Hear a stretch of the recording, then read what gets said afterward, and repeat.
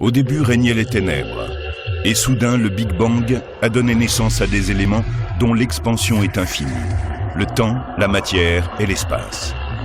Aujourd'hui, ils se sont développés plus que l'on ne peut l'imaginer, au-delà des limites de la planète où nous vivons, pour créer ce que l'on appelle l'univers.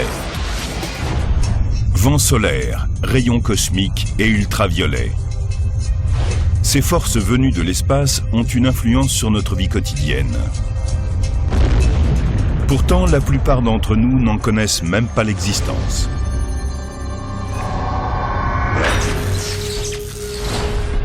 Du cancer de la peau aux interruptions de nos communications, ces phénomènes cosmiques peuvent être la source de bien des ennuis. Mais ils peuvent aussi nous éblouir par la beauté d'une aurore boréale ou l'éclat d'une étoile filante. Nous allons maintenant découvrir les merveilles et les dangers des phénomènes cosmiques.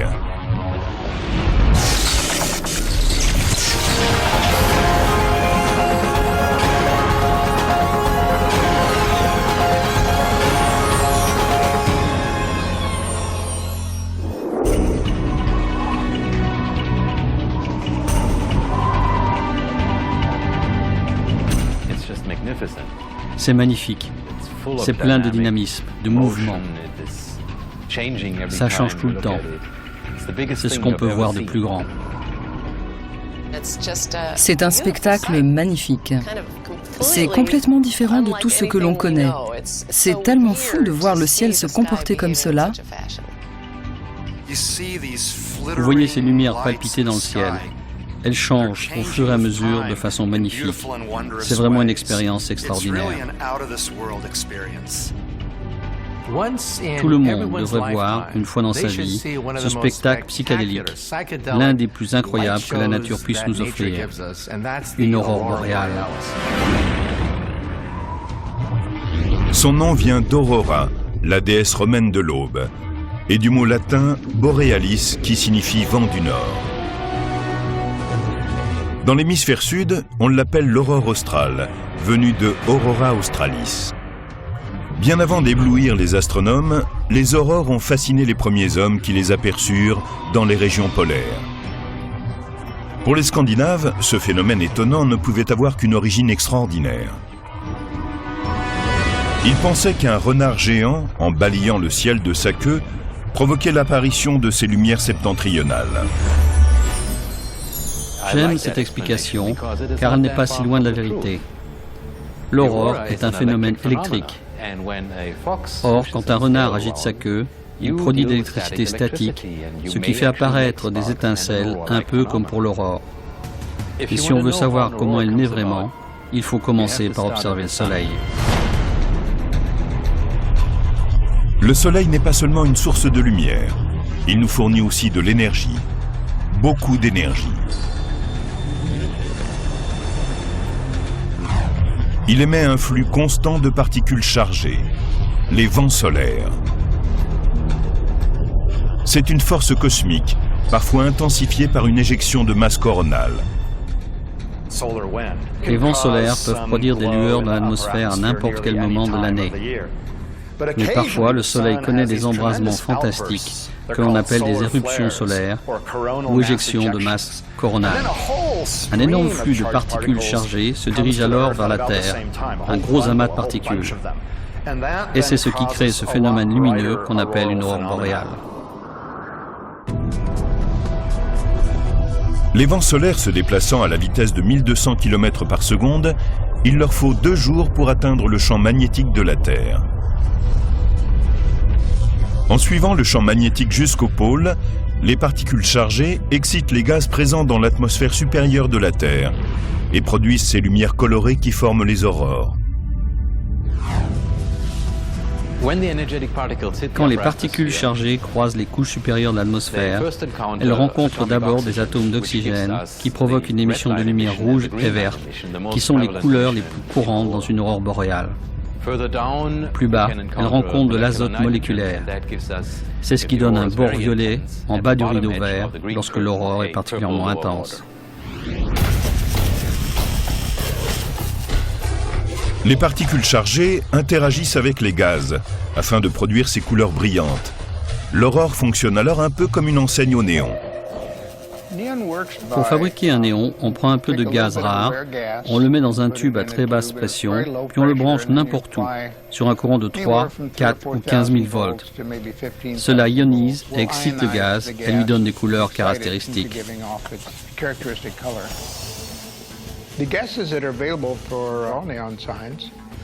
Les gaz qu'on utilise pour les tubes néons sont le xénon, de couleur bleu pâle, l'hélium, qui est d'une couleur un peu pêche, le krypton argenté. Ce n'est pas une planète. L'argon, couleur lavande, et enfin le néon, qui est le plus lumineux, en particulier quand il pleut la nuit.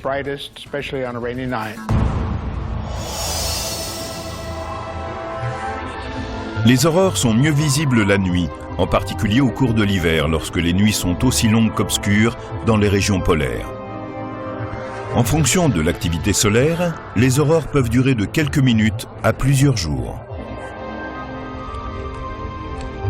Il n'y a pas qu'au pôle qu'on peut les apercevoir. C'est parfois aussi possible sous d'autres latitudes. Il y a quelques années, en 2003, s'est produit ce qu'on a appelé la tempête du siècle.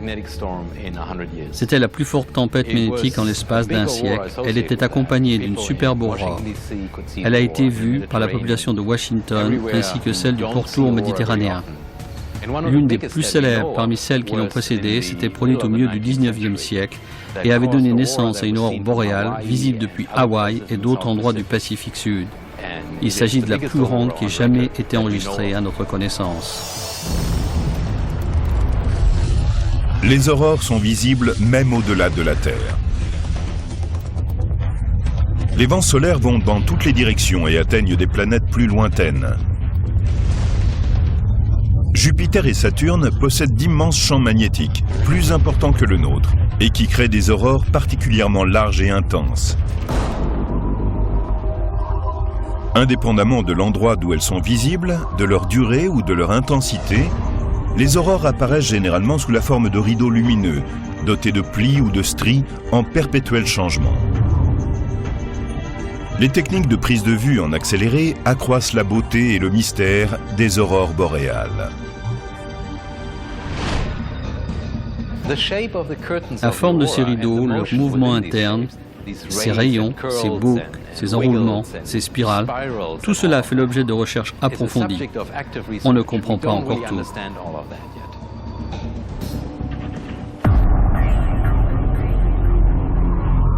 Pour ajouter encore un mystère au phénomène, certains rapports affirment qu'une aurore est non seulement visible, mais qu'on peut aussi l'entendre. L'aurore se situe entre 100 et 160 km d'altitude. Le son prend donc plusieurs minutes pour nous parvenir. Et certains racontent qu'ils ont entendu un son en même temps qu'ils observaient une aurore. Il doit exister un mécanisme inconnu qui donne à penser que l'on entend ou qui permet effectivement d'entendre un son que l'on associe à l'aurore. Personne n'explique ce phénomène, mais certains essaient de savoir ce qu'il en est.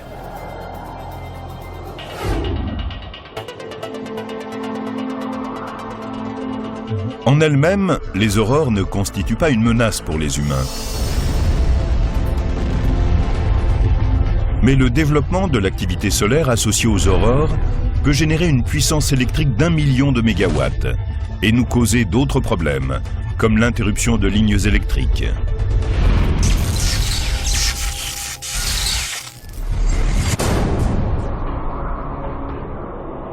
Ce n'est pas l'aurore même qui est à l'origine du problème avec les lignes électriques, mais les particules chargées qui viennent du Soleil et entrent en interaction avec elles.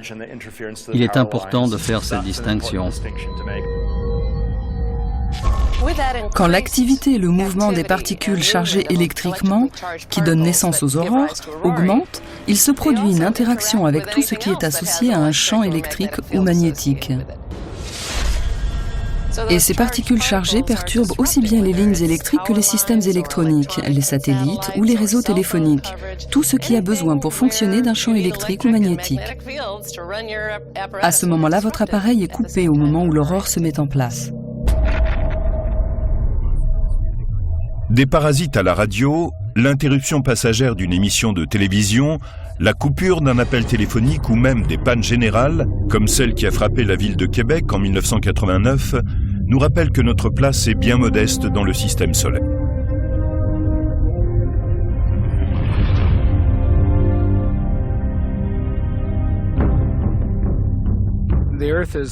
La Terre n'est qu'une des planètes qui tournent autour du Soleil. L'atmosphère de celui-ci s'étend bien au-delà. Notre planète se situe dans la couche extérieure de l'atmosphère du Soleil. Donc, lorsque ces couches extérieures subissent des modifications, cela affecte la Terre et les systèmes technologiques dont nous dépendons. Bien que les aurores ne soient qu'un effet secondaire de l'interaction du Soleil avec la Terre, elles peuvent nous éclairer sur le cosmos. L'aurore est un bon indicateur de la façon dont les couches supérieures de l'atmosphère et le champ magnétique de la Terre interagissent avec les vents solaires qui peuvent venir du Soleil. Nous pouvons donc nous servir des aurores comme d'un objet d'étude que nous propose la nature pour mieux comprendre ce qui se passe dans le reste de l'univers. Les aurores sont l'une des mesures de l'activité solaire. Lorsqu'on remonte dans l'histoire jusqu'au Xe siècle ou même jusqu'au 8e siècle, voire encore plus tôt, les aurores sont un des éléments qui nous permettent de mesurer l'activité solaire. Le Soleil a un cycle d'activité de 22 ans. Tous les 11 ans, il devient plus actif. Il y a une inversion de sa polarité magnétique et il revient en arrière. On peut retracer cela dans le temps et les aurores en sont l'un des meilleurs marqueurs.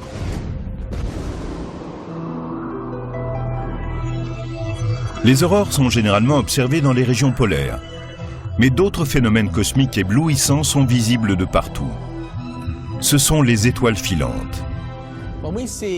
Quand on voit une étoile filante, on a l'impression que c'est une étoile qui tombe sur la Terre. Mais c'est faux. Les étoiles sont bien plus grosses que la Terre. Si c'était le cas, elles avaleraient notre planète en une fraction de seconde.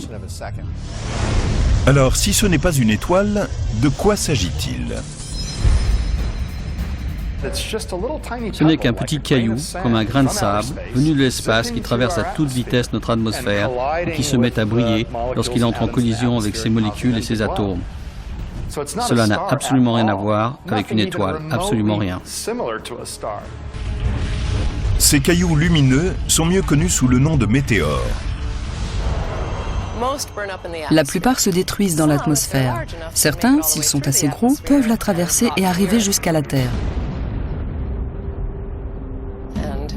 On retrouve alors une roche qu'on appelle une météorite. C'est vraiment le même phénomène.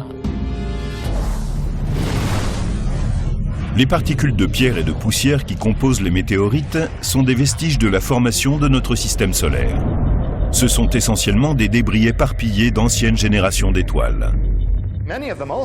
Beaucoup d'entre eux viennent aussi de la ceinture d'astéroïdes. Entre Mars et Jupiter, on trouve tout un tas de roches qui entrent parfois en collision et se brisent. Ces petits grains voguent alors dans le système solaire et parfois, certains d'entre eux croisent l'atmosphère de la Terre. À certains moments de l'année, un grand nombre de météores quadrillent le ciel. Ce phénomène est appelé une pluie de météores. Il se produit lorsque la Terre traverse une traînée de débris, c'est-à-dire des morceaux de glace et de sable laissés par une comète qui tourne autour du Soleil. Quand on observe une pluie de météores, les météorites ou étoiles filantes semblent toutes venir du même point dans le ciel, le point radiant. Elles semblent rayonner à partir de là, mais en fait, les petits morceaux de glace et de roche qui constituent les météores se déplacent en groupe à travers l'espace selon des chemins parallèles. Elles ne divergent pas à partir d'un seul point. Si on a cette impression, c'est par un effet de perspective. Comme on les voit de très loin, elles semblent toutes venir d'un même point de fuite.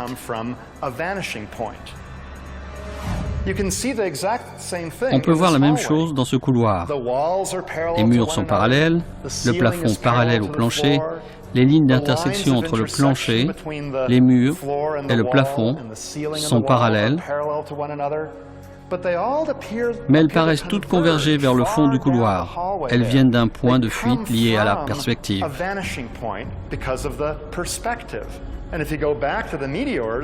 Pour revenir aux météores, les particules voyagent parallèlement les unes aux autres, mais elles semblent toutes venir du même point à cause de la perspective.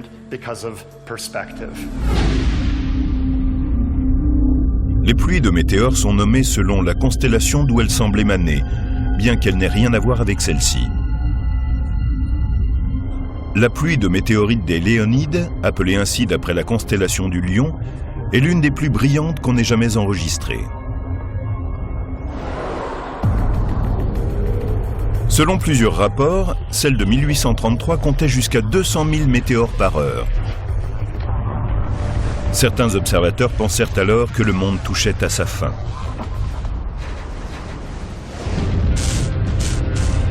Mais d'une certaine manière, ce n'était qu'un début. Ces dernières années, on a découvert de nouveaux phénomènes cosmiques, encore plus éblouissants que les pluies de météores. Ils émettent des couleurs brillantes à une vitesse aussi grande que celle de la lumière. Un battement de cils et vous les avez ratés. Mais nous les avons capturés.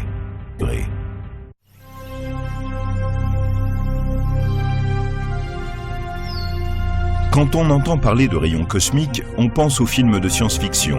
Ce serait une force invisible, venue de l'espace extérieur, qui peut provoquer des changements de météo, et même plus.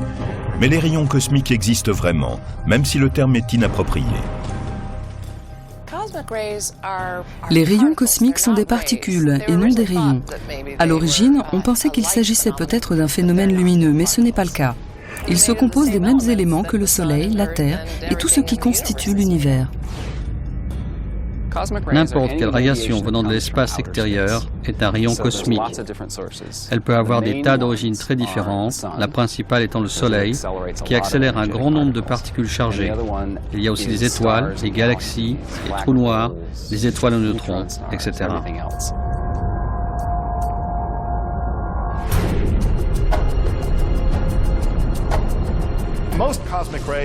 Selon les normes terrestres, la plupart des rayons cosmiques ne possèdent pas une immense énergie. Les plus puissants auraient la force d'une balle de tennis qui vous frapperait en pleine tête. Ce ne serait pas très agréable, mais en fait, la plupart ne sont pas plus gros que des petits pois.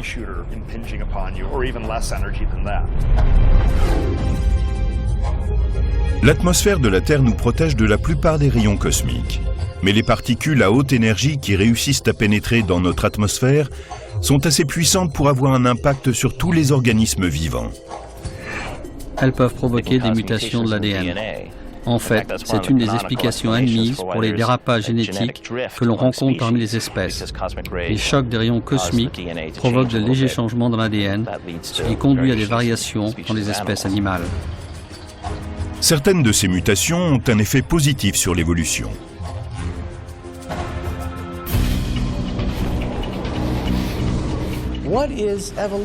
Qu'est-ce que l'évolution? C'est l'idée que nos gènes peuvent changer, fût-ce légèrement, d'une génération à l'autre, pour que nous soyons mieux adaptés aux transformations de la Terre.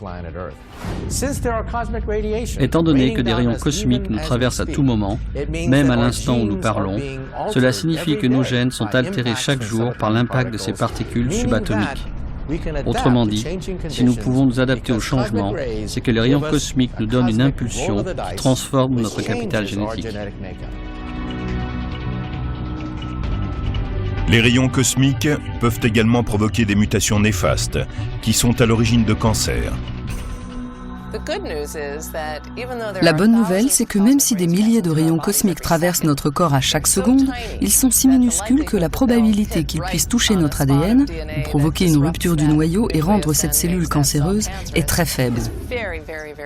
Mais quand on est dans l'environnement qu'affrontent les astronautes, un endroit où l'on subit tout un tas de radiations et où l'on est très peu protégé, il est certain qu'on court davantage le risque d'être atteint par leur rayonnement.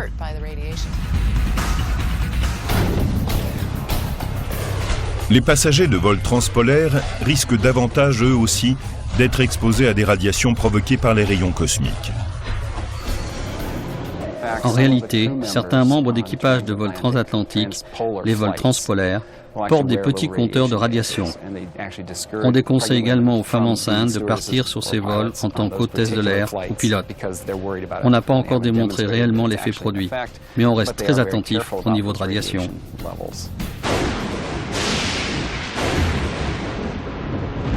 Les rayons cosmiques n'ont pas seulement un impact sur les organismes vivants. Ils influencent aussi largement la météo. Selon certaines théories, les rayons cosmiques galactiques pourraient être en partie à l'origine des orages et des éclairs. Ils pourraient provoquer à travers l'atmosphère une ionisation qui ouvrirait la voie à l'éclair lumineux et le ferait démarrer.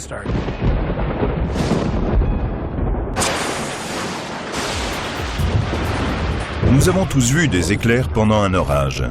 Mais aussi effrayants et spectaculaires qu'ils soient, ils se situent tout à la fin des phénomènes auxquels ils sont liés. Des jets lumineux, qu'on appelle aussi TLE, pour Transient Luminous Event, et qui se produisent dans l'atmosphère supérieure. C'est grâce aux caméras vidéo à haute vitesse que nous avons pu vérifier leur existence.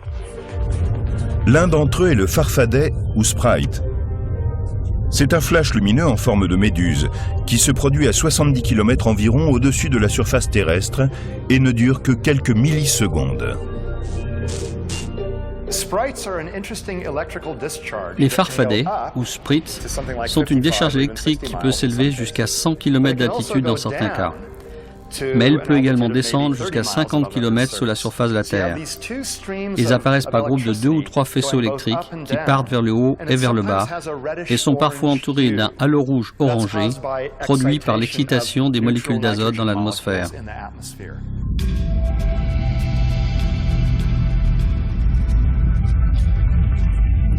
Les ELF, acronyme de Emission of Light and Very Low Frequency Perturbation from Electromagnetic Pulse Sources, sont un autre phénomène découvert tout récemment. Il ne s'agit pas de personnages imaginaires ou folkloriques, mais du processus à l'origine de ces explosions d'énergie qui brillent sur une zone de plus de 400 km de diamètre.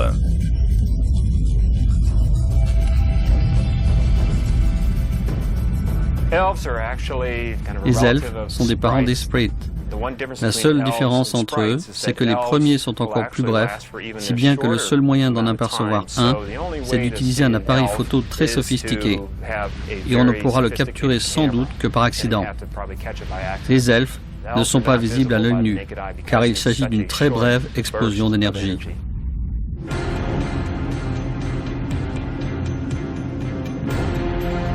Plus près de la Terre, d'autres décharges caractéristiques se produisent. Ce sont les jets bleus. Les jets bleus naissent juste au-dessus des nuages orageux, à une altitude d'environ 15 km, et ils peuvent grimper jusqu'à 50 km au-dessus du sol. En général, ils se présentent comme une sorte de cône bleu qui ressemble à un jet de lumière. La couleur bleue provient des molécules d'azote ionisées qui ont été excitées par le courant électrique qui les traverse. Ces phénomènes découverts assez récemment, jets bleus, elfes et sprites, ne sont pas encore entièrement élucidés. Leur impact sur l'atmosphère terrestre continue à entretenir les spéculations. Selon certaines théories, il servira à équilibrer les forces électromagnétiques de la Terre. Les elfes seraient peut-être liés à une plus grande production d'ozone. On peut simplement penser que comme la nature est sans cesse à la recherche d'équilibre, il pourra apporter à la Terre certains éléments bénéfiques.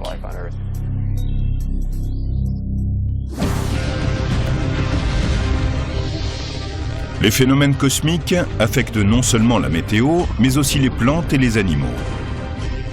Sans leur interaction avec le Soleil, notre vie serait vouée au chaos.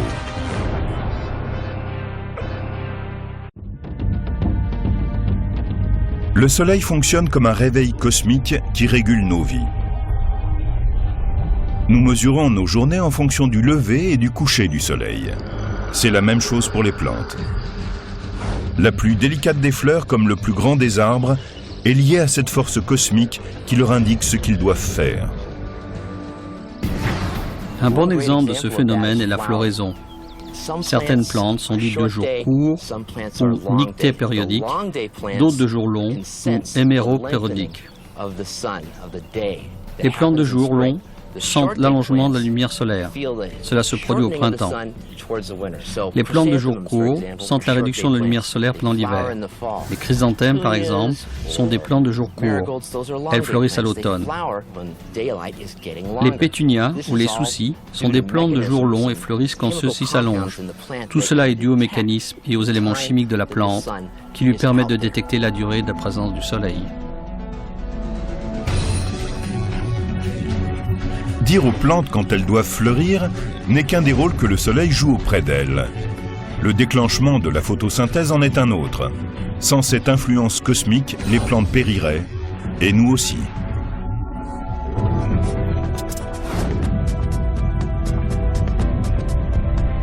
La photosynthèse, c'est comme les cellules solaires. À la base, la plante prend l'énergie du soleil et la transforme en une autre forme d'énergie qui lui permet de grandir. La chlorophylle, le pigment vert de la feuille, permet aux plantes d'absorber la lumière du soleil et d'amorcer la photosynthèse. La chlorophylle est une énorme molécule de magnésium entourée de plus petites molécules de carbone. Cette molécule prend l'énergie du soleil, l'absorbe et la transforme en élément que la plante peut utiliser.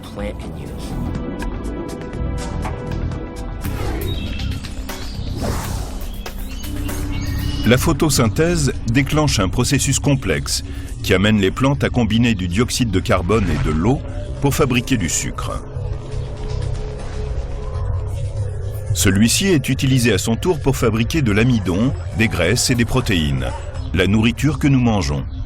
En même temps, les plantes relâchent de l'oxygène que nous respirons. Si la photosynthèse s'arrêtait, nous serions tous morts. C'est le problème. Et c'est vrai aussi pour les animaux. Comme nous, ils comptent sur le soleil pour se nourrir, réguler leur vie et trouver leur chemin à travers la planète.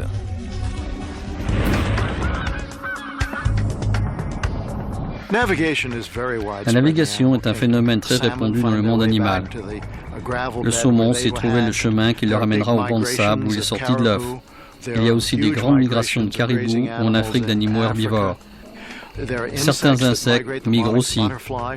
Le papillon monarque, par exemple, en est un cas spectaculaire. Les adultes, nés ici à Ithaca, passent l'hiver au Mexique, puis reviennent. Il existe de nombreux exemples comme celui-ci, et pour l'instant, nous ne comprenons pas entièrement les clés qui leur permettent de faire ces longs voyages. Les études proposent certains éléments pour comprendre le mystère de la navigation des animaux. Beaucoup d'espèces se servent du soleil pour déterminer leur direction. Ce n'est pas si évident quand on y pense. Pour utiliser le soleil comme une horloge, il faut déterminer s'il s'agit du matin, du midi ou de l'après-midi, d'après les mouvements apparents du soleil. Et les animaux ont, comme nous, une horloge biologique qui leur donne l'heure.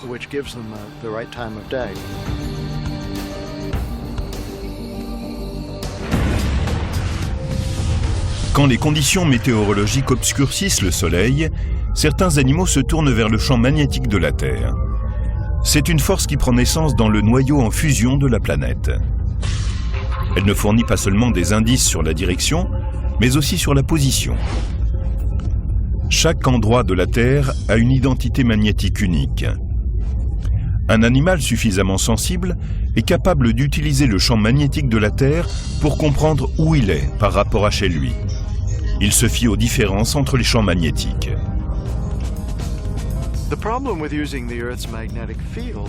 Le problème quand on se sert du champ magnétique terrestre pour localiser sa position, c'est qu'il change. Il change selon qu'on est le jour ou la nuit. Il change à cause des dépôts des fers souterrains. Il est détourné par ce qu'on appelle des anomalies magnétiques et il varie aussi à cause des taches de soleil. Pourtant, il semble que de nombreux animaux soient capables de s'en servir pour trouver leur chemin.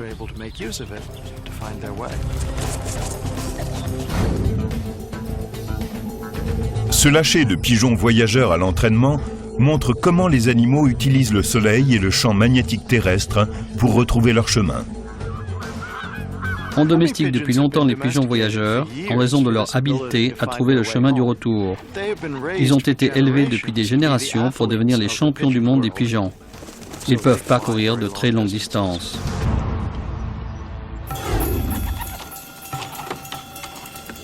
La première étape, c'est d'aller dans le pigeonnier et de sélectionner les oiseaux que l'on va lâcher pour cet entraînement.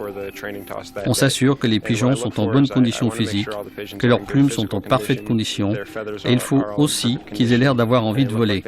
Je vais sélectionner ces pigeons, puis les mettre dans un panier pour les transporter du pigeonnier jusqu'à l'endroit où ils seront lâchés.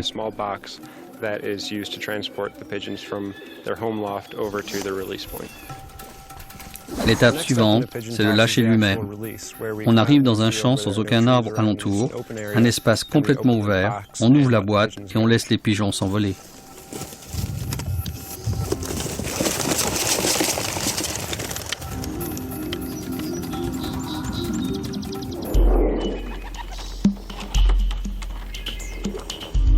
Les experts pensent qu'une fois envolés, les pigeons utilisent le soleil pour s'orienter.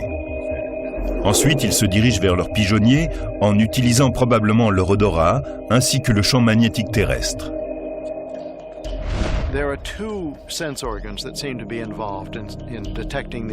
Deux organes sensitifs semblent être impliqués dans la détection du champ magnétique. L'un est le système de la rétine et l'autre le dessus du bec du pigeon où se trouvent plusieurs dépôts de magnétite, un composé d'oxyde de fer, qui peut détecter un champ magnétique. Il y a donc deux organes sensoriels, mais nous ne savons toujours pas comment ils entrent en interaction ni comment les animaux s'en servent pour s'orienter. La dernière étape du lâcher de pigeons, c'est le retour.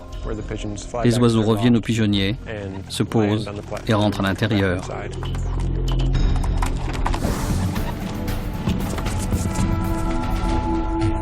Ce simple lâcher de pigeons montre comment ces oiseaux utilisent le cosmos pour s'orienter, mais n'explique pas tout.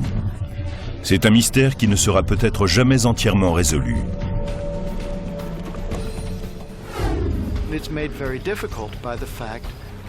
C'est très difficile, car ils utilisent différentes techniques. Quand on les empêche de se servir du soleil, ces filous changent de méthode et se servent du champ magnétique. C'est toute une affaire. Il faut avoir une panoplie d'outils, comme nous en avons quand on cherche son chemin. Il est très difficile d'élucider exactement ce qui se passe. Il existe un autre phénomène cosmique qui affecte mystérieusement la vie sur Terre. Il est invisible en plein jour, mais on ne peut s'en cacher. Ignorez-le et vous finirez brûlé. Ou pire encore.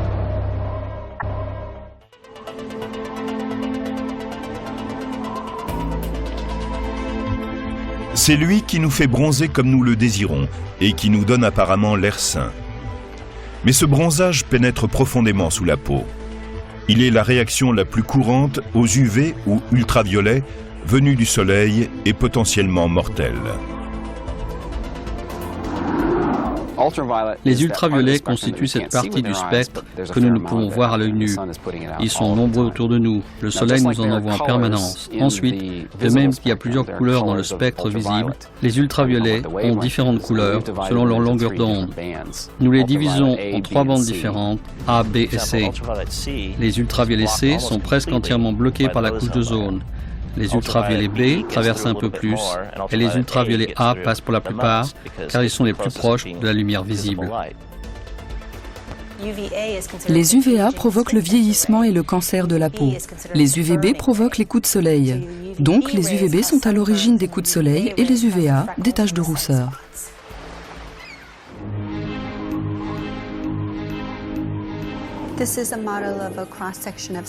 Voici une coupe de la peau. Lorsque l'on est dehors, la lumière UVB pénètre les couches superficielles de la peau et provoque des coups de soleil qui abîment ces cellules. Quand celles-ci sont endommagées, le corps répond en activant le système immunitaire. Le sang va affluer vers la zone blessée et activer donc les cellules immunitaires qui produisent alors de petites molécules à l'origine de l'inflammation. Et ce n'est que le début. Une exposition prolongée aux rayons UVB du soleil peut être à l'origine d'une cataracte. Elle peut aussi être à l'origine de cancers de la peau, comme le mélanome, une maladie potentiellement mortelle. Les gens qui ont le plus de risques de développer des cancers de la peau sont ceux qui ont la peau claire, les yeux clairs, ceux qui vivent au soleil et ceux qui ne mettent jamais d'écran solaire. Ce sont ceux qui courent le plus de risques.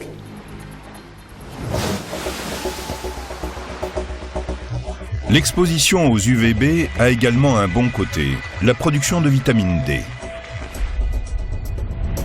Nous pouvons produire de la vitamine D grâce à une molécule qui se trouve déjà dans notre peau. Avec les ultraviolets, cette molécule se transforme en vitamine D. Elle est nécessaire pour avoir de bons os, fixer le calcium et pour notre métabolisme. Nous pouvons aussi augmenter notre taux de vitamine D par une nourriture renforcée et des compléments alimentaires. Il n'est pas indispensable de passer par les rayons ultraviolets. Si les UVB agissent sur les couches superficielles de la peau, les UVA pénètrent plus en profondeur, ajoutant de nouvelles rides à celles que provoque l'exposition solaire. L'exposition aux UVA en pénétrant dans les couches inférieures de la peau provoque le photovieillissement. Le collagène est brisé et développe des enzymes qui brisent à leur tour les fibres élastiques du derme qui nous donnent la jeunesse et une peau saine et rebondie.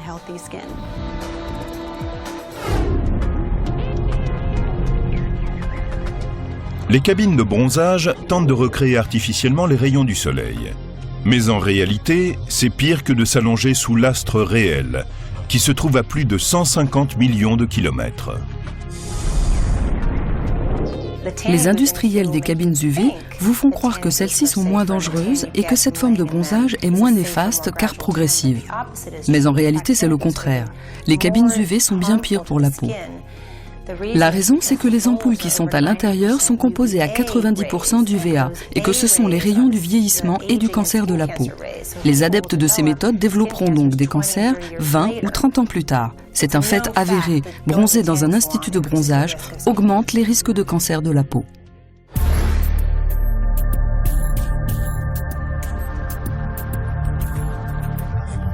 On pense également souvent qu'un écran solaire protège du cancer de la peau et du vieillissement prématuré. C'est faux. Même les écrans avec un indice élevé ne préviennent pas des méfaits du soleil. Le SPF pour Sun Protection Factor est l'indice de protection solaire. Il mesure le temps durant lequel on peut rester au soleil sans être brûlé. Le facteur SPF mesure donc uniquement la protection aux UVB et non aux UVA.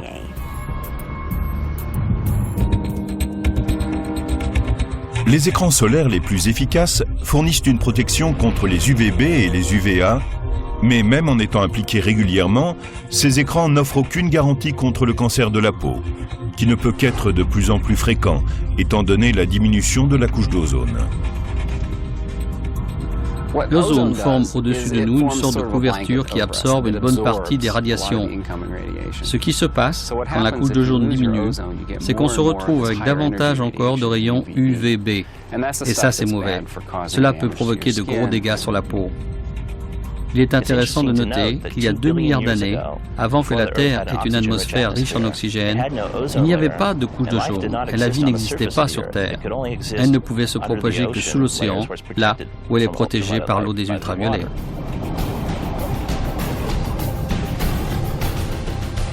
Alors que les ultraviolets sont invisibles et néfastes, la lumière visible du Soleil est la source de l'effet cosmique sans doute le plus merveilleux qui soit.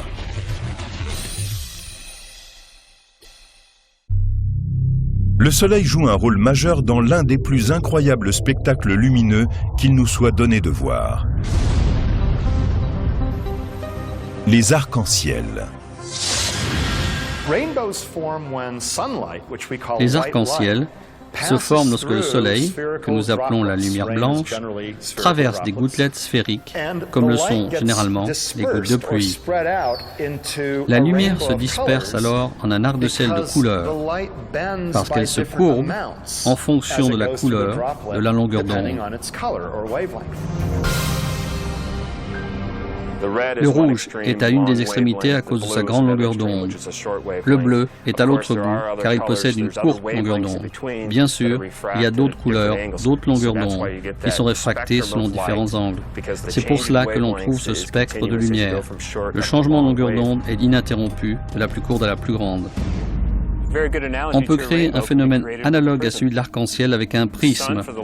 On a le soleil comme source lumineuse, mais à la place d'une goutte de pluie, on prend un prisme. Différentes longueurs d'onde se réfractent selon différents angles. Elles se réfractent 2 fois, une de chaque côté, et on obtient un arc-en-ciel qui va du rouge au bleu.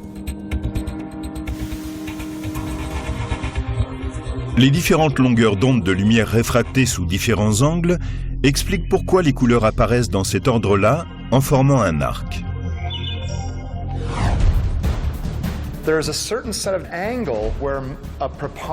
La lumière est infléchie dans toute une série de directions et se rassemble là-haut. Selon un certain angle, on trouve plus de rayons que selon d'autres. Selon l'angle d'incidence de la lumière du soleil, les rayons auront tendance à s'amasser dans une direction particulière. Cet angle est de 42 degrés par rapport au point antisolaire, un terme astronomique pour désigner l'ombre de notre tête. C'est selon cet angle que la lumière est la plus intense et que l'arc-en-ciel apparaît. Mais 42 degrés à partir de l'ombre de votre tête ne correspond pas à 42 degrés à partir de celle de quelqu'un d'autre. Cela signifie que 2 personnes ne voient pas le même arc-en-ciel. Parfois, avec un peu de chance, si on est sous le bon angle, on peut apercevoir un arc-en-ciel secondaire.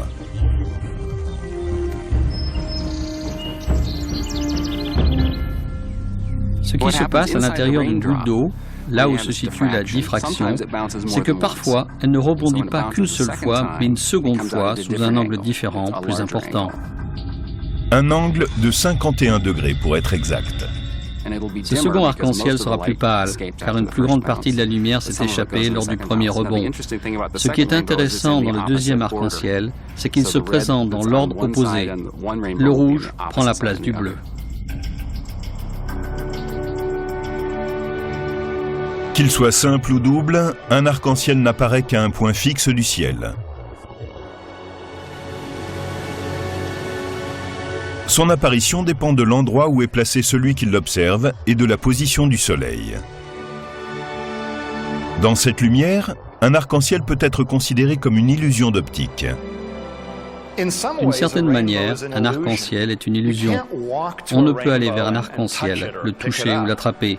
Il est toujours à une certaine distance, car il est au fond une série de rayons lumineux qui traversent notre œil selon certains angles. Tant qu'il y aura des gouttes d'eau dans cette direction, vous verrez un arc-en-ciel. Mais si vous allez là où se trouvent les gouttelettes, vous changez d'angle et l'arc-en-ciel disparaît.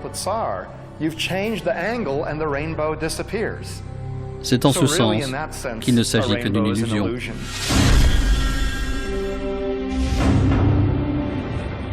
La beauté simple de l'arc-en-ciel et la complexité de la science l'ont rendu légendaire.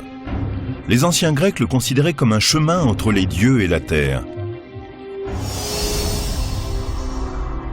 En Irlande, on raconte qu'un farfadet avait caché un pot plein d'or au pied d'un arc-en-ciel, un endroit impossible à atteindre. Et les hindous pensaient qu'il s'agissait d'un arc appartenant aux dieux de la lumière et du tonnerre.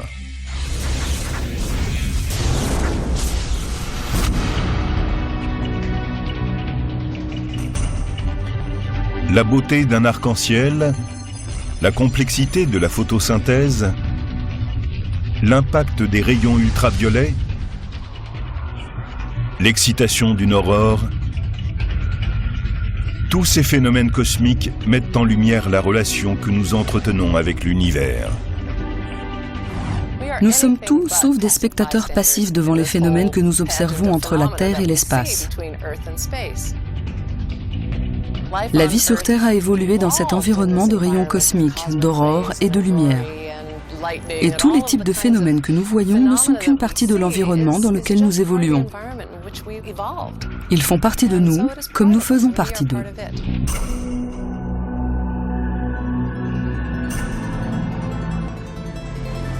Ces merveilleux phénomènes atmosphériques, les arcs-en-ciel, les aurores, les météores, aussi bien que ceux plus nocifs, comme les rayons ultraviolets, nous montrent que la Terre n'est pas une sphère isolée du reste de l'univers. Non, nous en faisons partie et c'est ce qui rend encore plus belle notre planète.